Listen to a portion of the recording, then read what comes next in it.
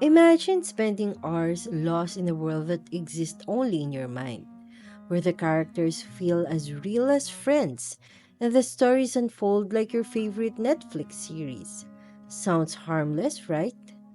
But what if this dream world begins to pull you away from reality? Not just occasionally, but every day. This is the reality for people experiencing a recently identified psychological condition called maladaptive daydreaming or MD. Maladaptive daydreaming is far more intense than ordinary daydreaming. These aren't fleeting distractions, these are vivid, immersive fantasies that can last for hours.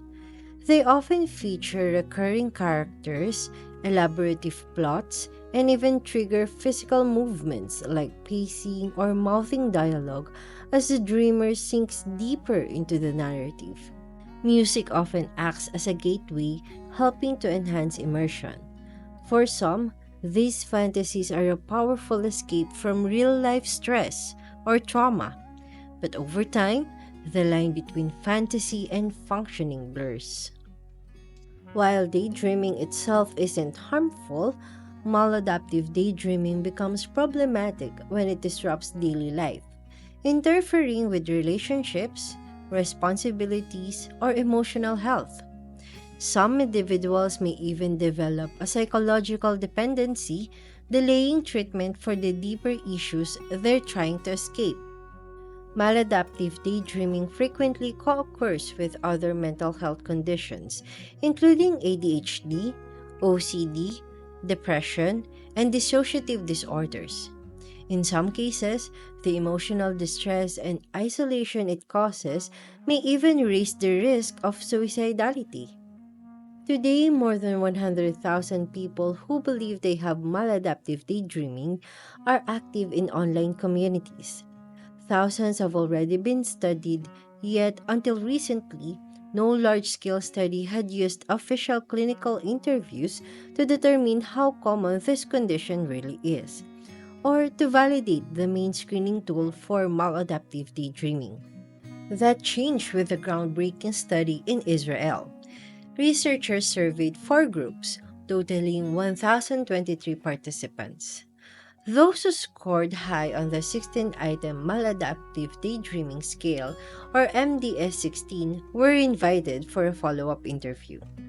Here's what they found.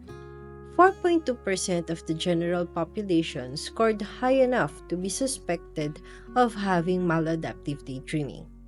But after clinical interviews, only 60% of those actually met the full criteria. That puts the true prevalence at around 2.5% of the Israeli Jewish population. Interestingly, the condition was more common in young adults and students, hinting that age might play a role. This is the first major study to assess maladaptive daydreaming through clinical interviews, and its findings support something many have felt for years. Maladaptive daydreaming is real, and it deserves a place in future psychiatric diagnostic manuals. So, how do you know if your daydreaming might be maladaptive? Psychologists often ask three key questions. 1. Do your daydreams bring you intense pleasure, so much so that you'd rather daydream than do anything else?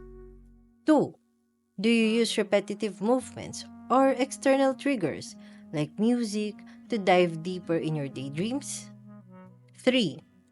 Does your daydreaming cause distress or interfere with your life? If you answer yes to all three, you might be experiencing maladaptive daydreaming. To dig deeper, you can try the 16-item Maladaptive Daydreaming Scale developed in 2016 by Dr. Ellie Sommer and his colleagues. I've placed the link in the description below. If your daydreaming causes significant distress or interferes with your ability to function, talk to your doctor. Maladaptive daydreaming is not just a quirk or a bad habit. It's a powerful compulsion, much like an addiction, and getting help matters. There's no one-size-fits-all treatment for maladaptive daydreaming. But addressing related mental health conditions can make a big difference.